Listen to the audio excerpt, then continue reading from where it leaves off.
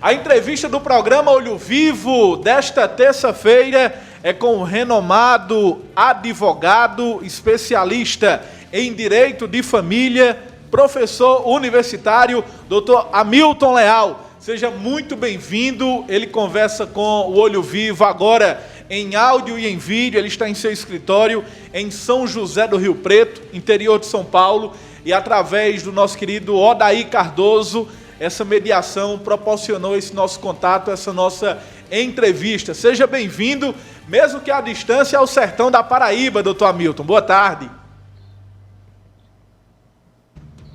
Boa tarde, muito obrigado. Agradeço o convite ao José Neto e ao Peterson Santos, né, e boa tarde a todos que nos ouvem e assistem.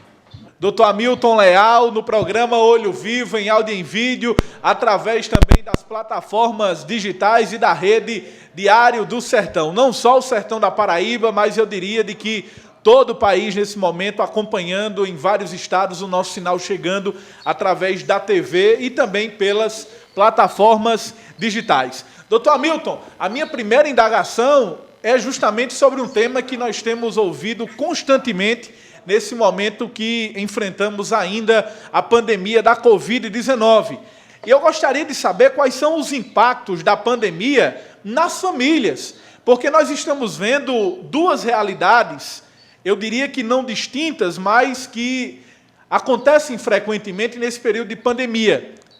As chamadas separações. Separações que são ocasionadas pelo isolamento social, pelo estresse do confinamento entre as famílias e também pelos óbitos, pessoas que morrem em decorrência da Covid-19 e que acaba causando também a separação familiar. Quais são os impactos da pandemia nas famílias, principalmente nesses dois tocantes, na opinião do advogado? Bom, em primeiro lugar, realmente a questão do isolamento social, talvez de um convívio mais diário entre os casais, dificuldades financeiras, isso resultou num aumento significativo de separações e divórcios. Tá? Então, isso foi um grande reflexo, aumentou consideravelmente. Com isso, veio questões como problemas com relação a pensões alimentícias para filhos, disputas de guarda com os filhos, inadimplemento ou inadimplência, falta de pagamento da pensão alimentícia, o que resultou também em um grave problema social para essas crianças que deixaram de receber essas pensões. Isso resultou, no primeiro momento, em pedidos de prisão para o devedor inadimplente, né? Se bem que até o momento as prisões, no caso de dívida alimentar, ainda são determinadas de forma domiciliar. Tá? No aspecto também sucessório, né, houve uma avalanche também de inventários e disputas também por heranças. Então, houve todo um problema social que interferiu no direito de família, no direito das sucessões, no direito previdenciário também, com relação a benefícios previdenciários. Então, houve, assim, um grande problema, né, outra grande consequência daí resultante foi a questão da violência doméstica, né? Isso também aumentou bastante, significativamente, a questão da violência contra a mulher, até mesmo maus tratos com relação à criança e até idoso. Então, quer dizer, foram inúmeras aí as consequências desse período aí de pandemia. Dr. Hamilton Leal, cada vez mais estamos ouvindo a palavra guarda compartilhada. Ao tempo que a gente fala e vemos isso, os números mostram o aumento no número de separações, automaticamente nós estamos ouvindo ainda mais o termo da guarda compartilhada. Cada vez mais a Justiça tem priorizado a guarda compartilhada após as separações desses casais. Na sua opinião, é um avanço realmente após o fim de um relacionamento? A guarda compartilhada, ela deve ser quase que obrigatória? Deve haver realmente essa guarda compartilhada? E uma indagação que muita gente faz nesse momento. Após essa determinação da guarda compartilhada, é obrigatório ainda o pagamento da pensão alimentícia ou não? Ótima pergunta, José Neto. A questão da guarda... No Brasil existem na lei duas espécies de guarda. A guarda unilateral e a guarda compartilhada. Tá? A guarda unilateral só deve ser aplicada pelo texto da lei em duas hipóteses, né? Se um dos genitores abrir mão dessa guarda, ou se um deles não tiver meios ou condições de exercer essa guarda. Então, via de regra, deve ser fixada, sim, a guarda compartilhada. A grande questão é que a dificuldade em entender o que significa guarda compartilhada, né? E o primeiro mito ou ideia que se tem é que na guarda compartilhada a criança vai ficar talvez 10 dias com o pai, 10 dias com a mãe, ou um mês com o pai, um mês com a mãe. Não é bem assim, né? Mesmo com a guarda compartilhada, o judiciário tem determinada a residência fixa da criança, ou com o pai ou com a mãe. Então, se a residência da criança foi fixada junto à mãe, o pai naturalmente vai ter que pagar a pensão alimentícia. Tá? Então, a guarda compartilhada não interfere na obrigação do dever de pagar pensão alimentícia. Tá? Esse é um ponto, então, que as pessoas confundem e muito perguntam para a gente se, como é guarda compartilhada, eu não tenho que pagar pensão. Não é verdade, tá? Doutor Hamilton Leal, outra indagação nesse tema da guarda compartilhada é que, nesse momento de pandemia, claro que muitas famílias foram impactadas do ponto de vista da saúde e, automaticamente, do ponto de vista financeiro. Muitas pessoas ficaram desempregadas. E qual é a posição da Justiça, por exemplo, e aqui no campo da hipótese, um pai de família que até então realizava o pagamento da pensão alimentícia para os seus filhos e que nesse momento de pandemia ficou desempregado e não está conseguindo pagar a pensão alimentícia. Houve alguma flexibilização ou, mesmo desempregado, ele tem que efetuar o pagamento? Como é que fica essa situação? Então, isso tem acontecido bastante também. A primeira orientação que a gente passa é, primeiro, tente negociar, né? Por exemplo, se é o pai que está pagando a pensão e ficou desempregado, tente negociar com a mãe, ou uma redução, tá? Ou até um período, uma suspensão por um período, né? Agora, o que ele não deve jamais fazer é simplesmente deixar de pagar. Então, ele deve, primeiro, tentar negociar diretamente. Se não for possível, entre com um pedido revisional para reduzir essa pensão. Simplesmente deixar de pagar vai resultar no quê? A mãe pode ser que ela entre com um pedido de execução desses alimentos, e esse pai vai ser obrigado, né, aquele que paga vai ser obrigado a pagar sob pena de prisão, que, como eu disse no início, ainda está sendo prisão domiciliar nesse período de pandemia, em razão de uma resolução do Conselho Nacional de Justiça, né, e normalmente os juízes têm acatado essa orientação de determinar a prisão domiciliar. Então, é isso. Agora, mesmo desempregado, tem se entendido que de alguma forma esse pai tem que contribuir, tá? Então, ele não deve ficar aguardando, esperando, ele deve tomar essa iniciativa de uma negociação, em segundo caso, de uma revisional, tá? Do contrário, ele vai ter problemas. O programa Olho Vivo de hoje recebe virtualmente o professor universitário, especialista em Direito de Família, doutor Hamilton Leal, renomado advogado de São José do Rio Preto, interior de São Paulo. Quem também interage conosco agora e faz a sua indagação é o jornalista Odair Cardoso, ele que foi o grande mediador desse nosso contato para possibilitar essa entrevista, esse tira dúvidas com o especialista em Direito de Família, doutor Hamilton Leal. Odair Cardoso participa com a gente agora. Boa tarde, Odair. Fica à vontade. Olá, Zé Dias Neto e a todos os nossos telespectadores e ouvintes aí no Sistema Diário do Sertão, a nossa querida Paraíba, aqui diretamente de São Paulo. Quero, inclusive, fazer uma saudação toda especial a esse causídico brilhante que é o doutor Hamilton Leal, um especialista em Direito de Família. E você sabe, Zé e doutor Hamilton, que a sociedade brasileira, ela se sentiu órfã, porque é muito comum, e o senhor sabe disso, e nós sabemos disso, já tivemos aí várias matérias em programas de televisão de grande repercussão nacional, a questão, por exemplo, de que o pai faz o filho, né? Ele engravida uma moça, uma senhora, e desaparece, e a criança cresce sem pai. Então, hoje, nós temos, assim, mecanismos, né, através do Ministério Público da Família, para que se cobre essa responsabilidade dos pais, do pai homem, né, assumir essa criança. É importante ter o nome do pai no registro de nascimento. Isso é uma coisa fundamental, é importante, faz bem para a pessoa, saber de onde veio, a pessoa que te gerou, sabe, o seu antepassado.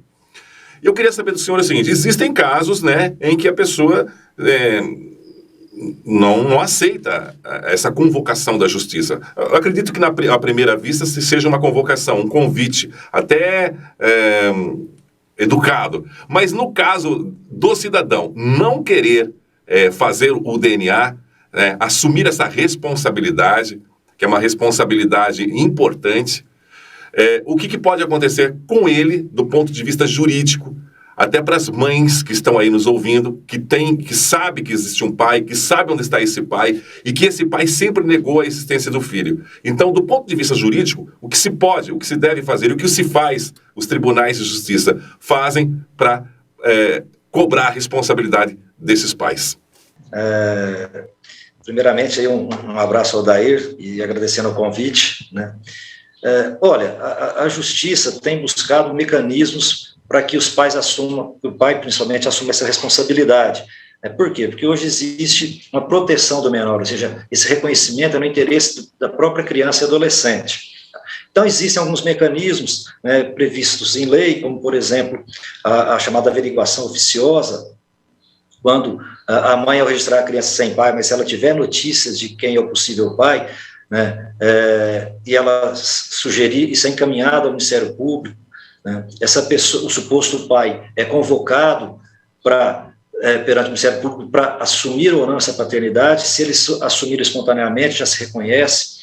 Se ele negar e houver indícios, o próprio Ministério Público tem legitimidade para entrar com ação de investigação de paternidade, e, logicamente, também a mãe tem a legitimidade para entrar com essa ação de investigação de paternidade a qualquer momento. Inclusive, o filho também, em um determinado momento da vida, mesmo maior, ele poderia entrar com essa ação de investigação de paternidade. A questão do exame de DNA, por garantias constitucionais, né, você não pode obrigar a pessoa a realizar o exame, mas a própria lei, né, prevê, essa lei foi alterada em razão do entendimento do Superior Tribunal de Justiça, que se o suposto pai, se recusa a fazer o exame de DNA, vem contra ele uma presunção de paternidade. Tá?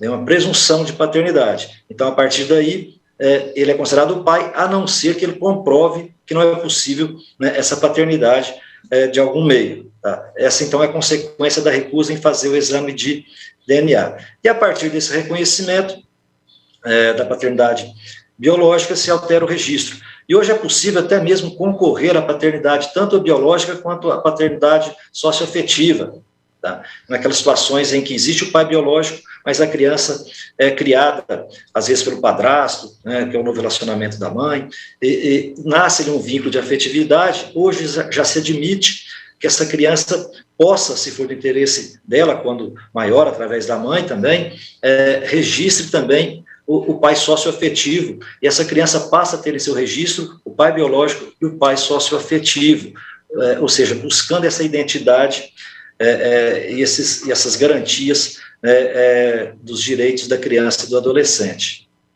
Doutor Hamilton, eu tenho uma dúvida agora, eu tenho acompanhado através das plataformas digitais, e 2 questionamentos me chamaram a atenção. O primeiro é o seguinte, isso que o senhor acaba de falar agora, que é a paternidade socioafetiva.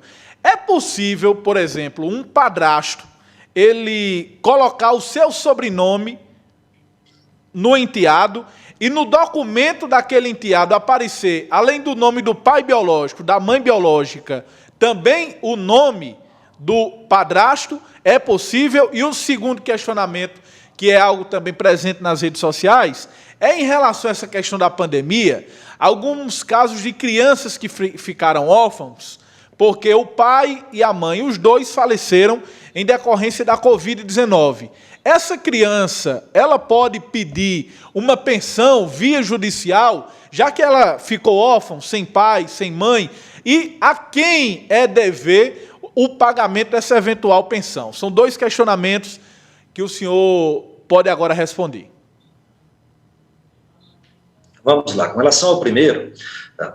Isso teve início, num primeiro momento, né, às vezes a criança, ela era criada pelo padrasto e a mãe tinha outros filhos, né? Então ele tinha irmãos apenas com o sobrenome do padrasto que não criavam identidade com ele. Então, no primeiro momento, a justiça autorizou, entraram com ações, autorizando que essa criança acrescentasse ao seu sobrenome, ao seu nome, o sobrenome do padrasto, para que ele pudesse ter o mesmo sobrenome dos seus irmãos, né? Essa foi a primeira vitória. Atualmente, se ficar demonstrado esse vínculo socioafetivo com o padrasto, né, esse parentesco por afetividade, ele não só tem o direito de acrescentar o sobrenome do padrasto, mas ele também agora é possível que ele seja reconhecido como filho socioafetivo. E disso decorre todas as consequências. Eventual direito à pensão alimentícia contra esse pai socioafetivo, direito à herança futura desse pai socioafetivo, né? Na verdade, ele vai poder ter a herança do pai biológico, que consta no registro, e também do pai socioafetivo, que também agora consta no registro. Então, nesse aspecto, sim, é possível, logicamente, preenchidos alguns requisitos. Com relação, né, aos órfãos da pandemia, que são, né, incontáveis, uma grande tragédia, né, no primeiro momento, nomeia-se um tutor para essa criança. Esse tutor, né, se a criança tiver patrimônio, é uma situação em que o tutor vai administrar esse patrimônio e esse patrimônio vai sustentar o próprio menor. Se esse menor não tem patrimônio de herança e como se manter, o tutor tem legitimidade para entrar com ação de alimentos contra os demais parentes. E outra situação se o pai ou a mãe ou ambos eram segurados da Previdência ou servidor público, na verdade, esses órfãos vão ter direito de receber a pensão por morte ou do INSS, ou talvez em razão daquele regime estatutário em que o pai ou a mãe fossem vinculados. Tá? Então, são várias possibilidades. Pode-se receber pensão por morte do INSS, pode, de repente, se for servidor público, receber essa pensão também. Se os pais não eram segurados, não tinham nenhum tipo de... Agora, doutor... próximos desses menores podem ser obrigados. Agora, doutor Hamilton Leal, outro questionamento também, que eu diria que é inusitado, mas que é recorrente, sobre a questão da guarda compartilhada. Claro que envolve diretamente os filhos.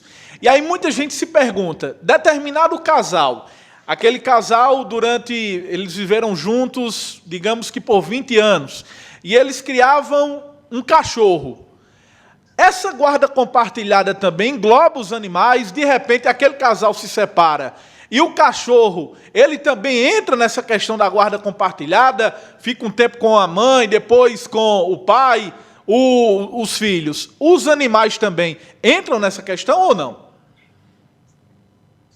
Como alguns dizem, os pets venceram, né? Eles conquistaram seu espaço, deixaram já de ser vistos como simples coisa ou objeto a ser dividido, mas ser considerados seres conscientes, né? E essas disputas estão sendo cada vez mais constantes, sim, nos divórcios, nas separações. Tá? Até houve um precedente do Superior Tribunal de Justiça, reconhecendo essa situação, né? Que não se chega a chamar de guarda, mas em custódia, que se aproxima aí da ideia da guarda. E essa custódia do animal de estimação tanto pode ser unilateral, como também compartilhada, já tem decisões. E também já tem entendimento dos tribunais que aquele que ficar com a guarda, com a custódia, melhor dizendo, do animal, tá? O outro, né, que não tem essa custódia, vai ter o direito de visitas, né, como se faz lá com relação, na relação paternidade entre pais e filhos. Tá? E o próprio Superior Tribunal de Justiça já decidiu um caso, dando ao marido o direito de visitar o animal de estimação em datas e horários que foram especificados na decisão. Tá?